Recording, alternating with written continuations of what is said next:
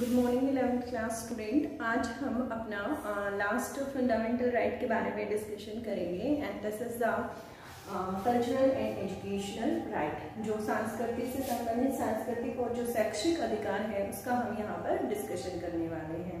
जैसा कि आप लोग जानते हैं कि हमारा जो देश है भारत, हमारा देश विविधताओं से भरा हुआ है और ये जो विविधताएं हैं एक तरीके से यही हमारी क्या है, मजबूती हैं।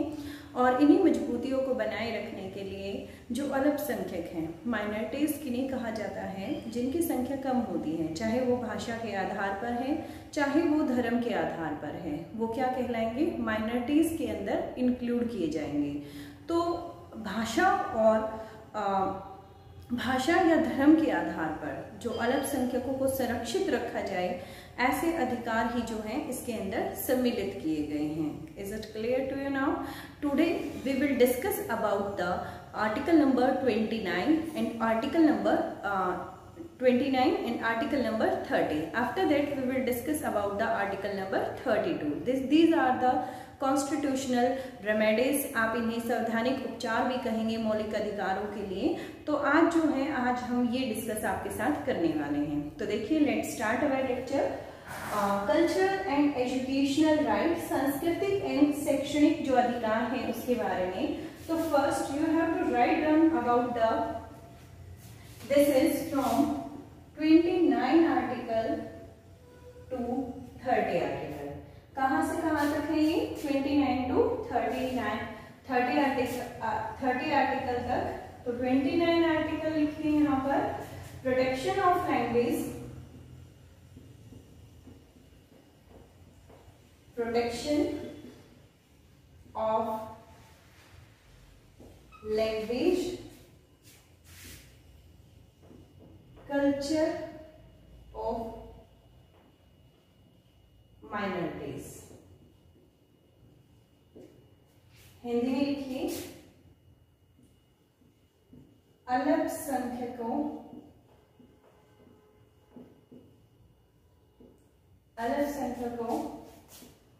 की भाषा और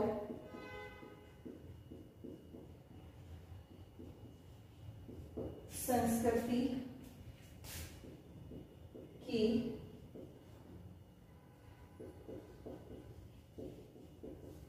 संरक्षण की अधिकार।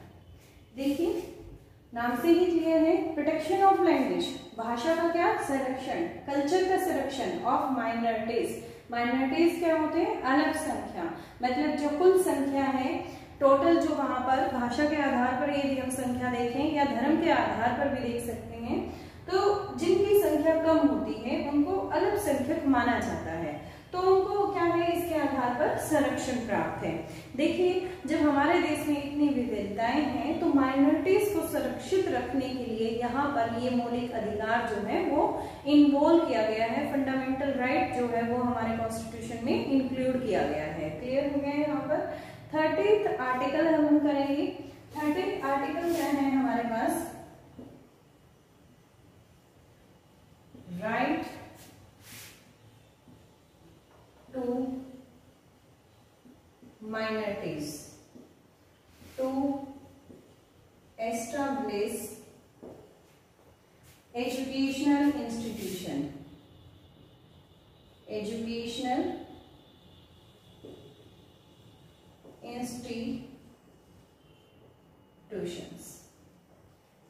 हिंदी में लिखिए बेटे, अल्पसंख्यकों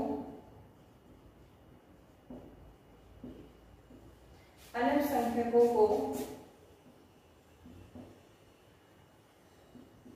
शैक्षणिक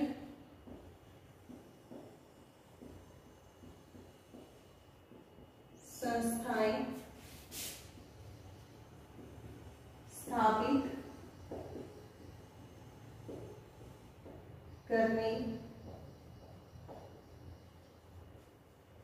का अधिकार।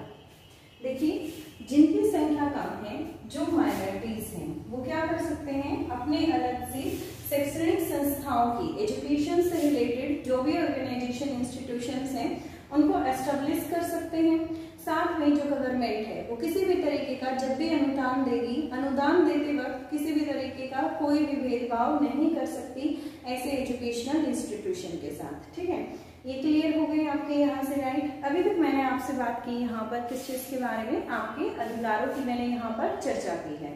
अब जो मैं आपके साथ डिस्कस करने जा रही हूँ वो भी आपका राइट है, और वो हमारा नेक्स्ट राइट क्या है, आर्टिकल नंबर 32।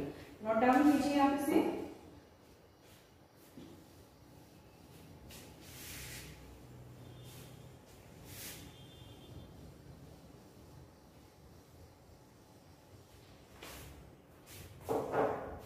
देखिए, लिखिए article number 32, right to constitutional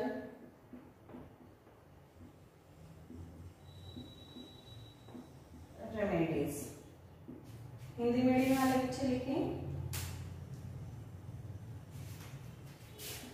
संवैधानिक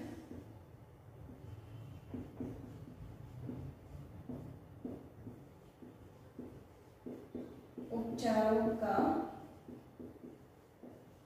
अधिकार। सावधानिक उपचारों का अधिकार का मतलब क्या है? देखिए, उपचार का मतलब ही आप यहाँ से समझते हैं रेमेडीज। दिस इज नेकेस मीन्स कोई डिजीज होती है तो उसकी ट्रीटमेंट के लिए उसका उपचार किया जाता है। इसी तरीके से जब हमारे मौलिक अधिकारों का हनन होता है, जब हमारे मौलिक अधिकारों का हनन होता है, जैसे कि हमें राइट टू फ्रीडम दिया गया है, यदि कहीं किसी जगह पर इस अधिकार का हनन होता है तो ऐसी स्थिति में आप कोर्ट से आप न्यायालय जा सकते हैं, अपने हाई कोर्ट और सुप्रीम कोर्ट का दरवाजा खटखटा सकते हैं और वहां से रिट जारी कर सकते हैं। ठीक है, क्या करवा सकते हैं? रिट ऑर्डर वहां से आप जारी करवा सकते हैं। कोई भी डायरेक्शन जो होगी वो कोर्ट दे सकता है। ठीक है, तो इसमें आप इन डिटेल लिखिए यहां से, right to move the courts to issue direction orders या फिर रिट्स फॉर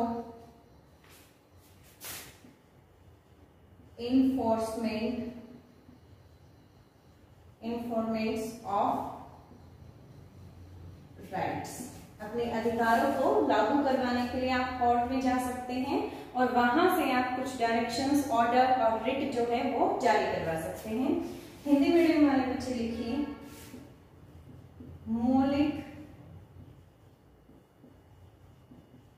अधिकारों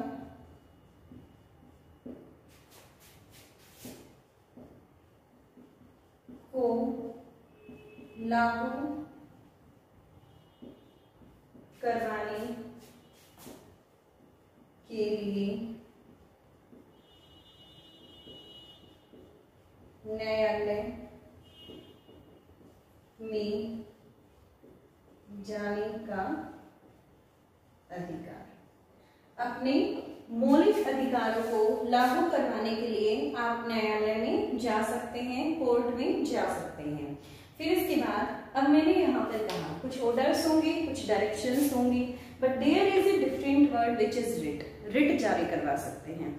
रिट्स क्या होती हैं उनके बारे में हम इन डिटेल में स्टडी करेंगे। In our constitution there is 5 writs. यहाँ पर कितने रिट्स हैं? 5 रिट्स हैं, जिनके बारे में हम यहाँ पर इन डिटेल स्टडी करने वाले हैं। ठीक है, 1 बाय 1 स्टडी करेंगे। तब तक के लिए आप इसे नोट डाउन करें। चलिए बच्चों, अब हम अपनी रिट्स के बारे में यहाँ पर स्टडी करेंगे। तो हेडिंग डालिए आप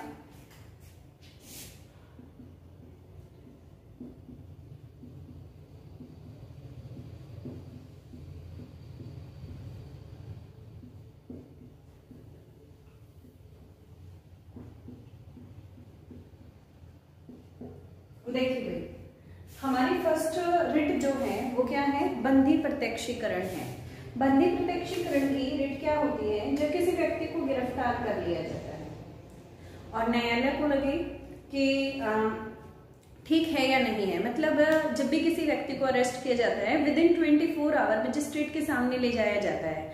यदि सपोज करो किसी व्यक्ति को अरेस्ट कर लिया गया है और उसे न्यायालय के समक्ष नहीं लेकर गए हैं, मजिस्ट्रेट के सामने नहीं लेकर गए हैं, तो ऐसी स्थिति में वो व्यक्ति जो है कह सकता है कि उसके मौलिक अधिकारों का क्या हुआ है, हनन हुआ है। ये मैंने आपको 22 आर्टिकल में भी बताया था कि कुछ संरक्षण जो है, जो व्यक्ति गिरफ्तार हो जाता है उसको कुछ संरक्षण प्राप्त होते हैं, कुछ प्रोटेक्शंस उसको मिलते हैं। तो इन्हीं प्रोटेक्शंस के अंतर्गत उसका जो यहाँ से देखिए भाई, उसी संरक्षण के अंतर्गत वो कौन से रिट जारी करवा सकता है, बंदी प्रत्यक्षीकरण की रिट जारी करवा सकता है। ऐसी स्थिति में जो न्यायालय होगा वो ये डिसाइड करेगा कि जो गिरफ्तारी हुई है वो उचित है या अनुचित है। क्लियर हो गया। फिर उसके बाद हम नेक्स्ट रिट की बात करते हैं। दिस इज द परमादेश।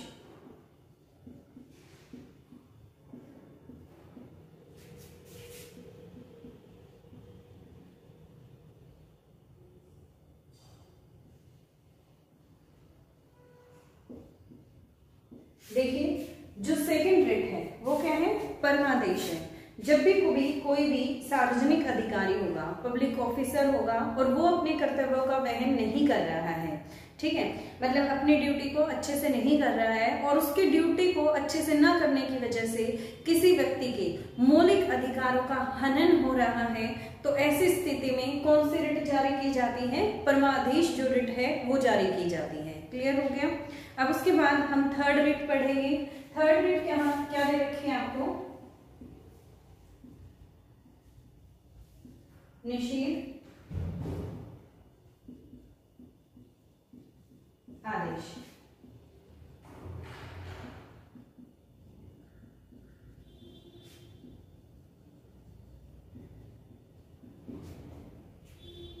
देखिए, एक तरीके से इसमें क्या होता है कि जब एक कोर्ट है, जब वो अपने अधिकार क्षेत्र से, जो इसका एरिया है, ये डिसाइड किया जाता है कि इसके अंदर कितने गांव आएंगे, कितने नगर आएंगे, ये पहले से डिसाइड होता है। कोई भी कोर्ट, कोई भी न्यायालय है, उसका अधिकार क्षेत्र पहले से सुनिश्चित किया जाता है। यदि वह अपने अधिकार क्षेत्र से बाहर काम कर रहा है, वह अपने अधिकार क्षेत्र से बाहर काम कर रहा है, तो ऐसी स्थिति को रोकने के लिए निषेध आदेश जो है वो जारी किया जाता है। क्लियर हो गया। फिर उसके बाद फोर्थ देखिए, अधिकार प्रचार।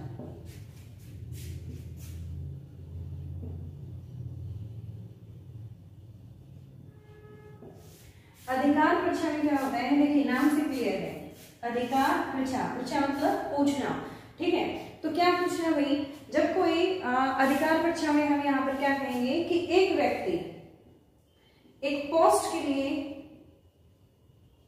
लीगल नहीं है, कानूनी रूप से वो उस चीज के लिए एलिजिबल नहीं है और वो उस पद पर कार्यरत है या उस पद पे वो कार्य कर रहा है, तो ऐसी स्थिति के लिए अधिकार परीक्षा की जो रिट है वो जारी की जाती है। मतलब न्यायालय जो है उससे जवाब मांग सकता है कि आप किस अधिकार से, मतलब आप इस पोस्ट पे कार्यरत हैं, ठीक है, और उसको उस पोस्ट पे कार्य करने के लिए क्या कर सकते हैं, डिनाई भी कर सकते हैं। फिर उसके बाद उत्प्रेषण देखिए नेक्स्ट।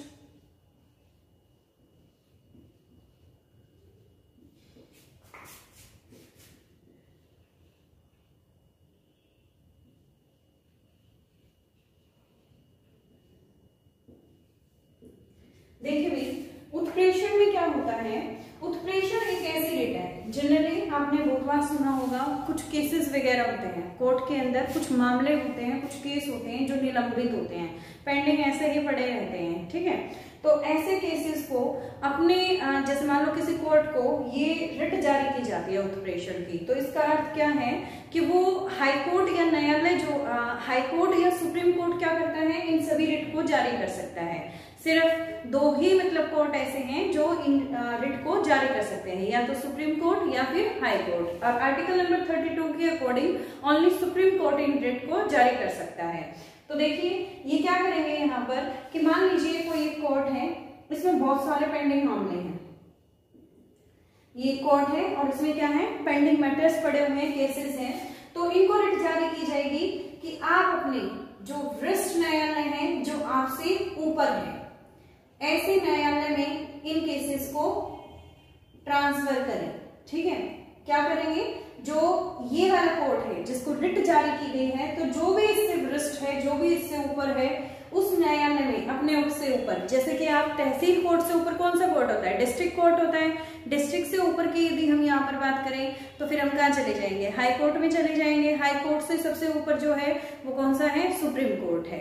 तो ऐसे ही यहाँ पर कहा गया है कि जो पेंडिंग मामला है उसको अपने वरिष्ठ न्यायालय में जो है वो ट्रांसफर करे।